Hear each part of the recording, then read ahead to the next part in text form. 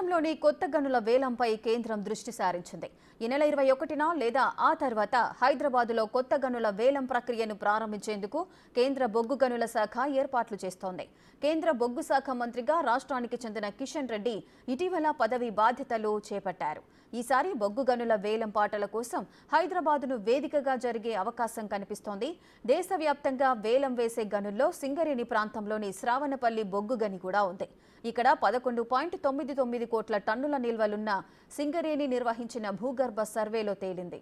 ఈ గని దక్కకపోతే భవిష్యత్తులో బొగ్గు ఉత్పత్తికి తీవ్ర విఘాతం కలుగుతుందని సంస్థ అంచనా వేస్తోంది. సింగరేణి ఇప్పటి వరకు ఎన్నడూ వేలంలో పాల్గొనలేదు.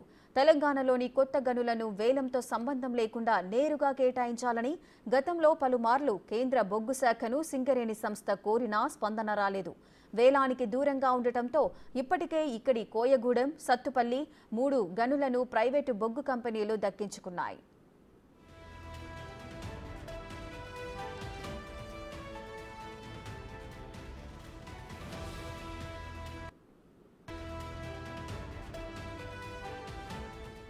కేంద్ర బొగ్గు శాఖ మంత్రిగా కిషన్ రెడ్డి పదవి బాధ్యతలు చేపట్టినందున సింగరేణికి మేలు జరుగుతుందని ఉద్యోగులు, అధికారులు, రాష్ట్ర నేతలు ఎదురుచూస్తున్నారు. వేలంతో సంబంధం లేకుండా నేరుగా గనులు కేటాయించేందుకు మంత్రి సహకరిస్తే బొగ్గు అమ్మకాలపై రాష్ట్ర ప్రభుత్వానికి రాయల్టీ రూపంలో చెల్లించే ఆర్థిక భారం సింగరేణిపై పడదు. వేలంలో దక్కిన గనులపై రాయల్టీని చెల్లిస్తే భవిష్యత్తులో బొగ్గు ఉత్పత్తి వ్యయం, విక్రయ ధరలు పెరుగుతాయి. దీంతో విద్యుత్ ఉత్పత్తి వ్యయం పెరుగుతోంది. ఆ భారమంతా అంతిమంగా కరెంటు ఛార్జీలపై పడుతోంది. అందుకే తెలంగాణలోని గనులన్నీ సింగరేణికి నేరుగా కేటాయించేందుకు కేంద్ర మంత్రి కరుణించాలని సంస్థ ఉద్యోగులు, కార్మిక సంఘాల వారు కోరుతున్నారు.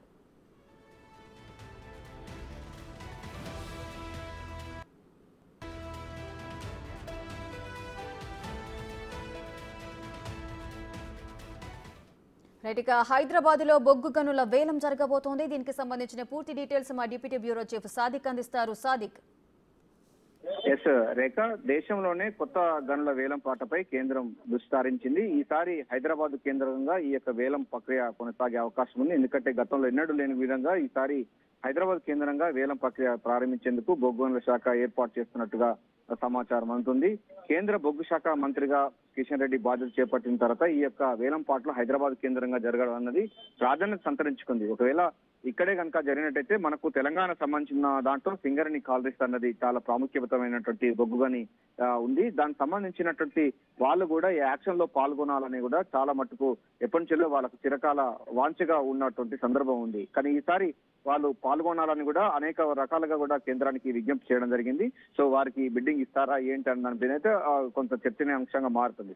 ప్రధానంగా రాష్ట్రంలో, తెలంగాణలో కొత్తగా గనులు వేలకు సంబంధం లేకుండా నేరుగా కేటాయించాలని కూడా పలుమార్లు కూడా కేంద్ర బొగ్గు గనులకు సంబంధించిన సింగరేణి సంస్థ కోరినా కూడా ఇంతవరకు స్పందించలేదు. అంటే ఎక్కడ కూడా బొగ్గుకు సంబంధించినటువంటి గనులు ఎక్కడున్నా కూడా సింగరేణికి సంబంధించినటువంటి సంస్థలు కూడా ఆ యొక్క టెండర్ లో పాల్గొనాలని కూడా చేయడం జరిగింది. మన రాష్ట్రంలో కూడా కొయ్యగూడెం, సత్తుపల్లి 3 గనులు కూడా ప్రైవేటు బొగ్గు గనుల కంపెనీలు దక్కించుకున్నాయి. సో వీళ్ళు కూడా చాలా మటుకు బొగ్గు సంబంధించిన ఉత్పత్తి చేస్తారు.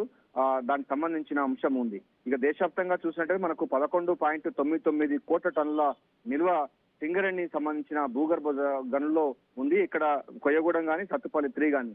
ఒకవేళ కనుక తెలంగాణ రాష్ట్రంలో ఉన్నటువంటి సింగరేణి కాలరీస్ కనుక ఇది కనుక దక్కించుకున్నట్టయితే సింగరేణి లాభాల్లో బాటం అవుతుంది. అదేవిధంగా దాని ప్రకారంగా రాష్ట్రానికి రావాల్సిన రాయల్టీ కూడా వచ్చే అవకాశం ఉంది. ఇది కొత్తగా ప్రమాణ స్వీకారం చేసినట్టు బొగ్గు గనుల శాఖ మంత్రి కిషన్ రెడ్డి ఈ విషయంలో చొరవ చూపాలని కూడా అనేక మంది ప్రజా సంఘాలు కానీ లేకపోతే కార్మిక సంఘాలని కూడా విజ్ఞప్తి చేస్తున్నాయి. దీని ద్వారా రాష్ట్రానికి ఆదాయం వస్తుందని కూడా వాళ్ళు చెప్తా ఉన్నారు. సో ఆయన కూడా మన రాష్ట్రానికి చెందినవాడు కనుక దీనిపైన సానుకూలంగా స్పందించే అవకాశం ఉంటుందని కూడా వార్తలు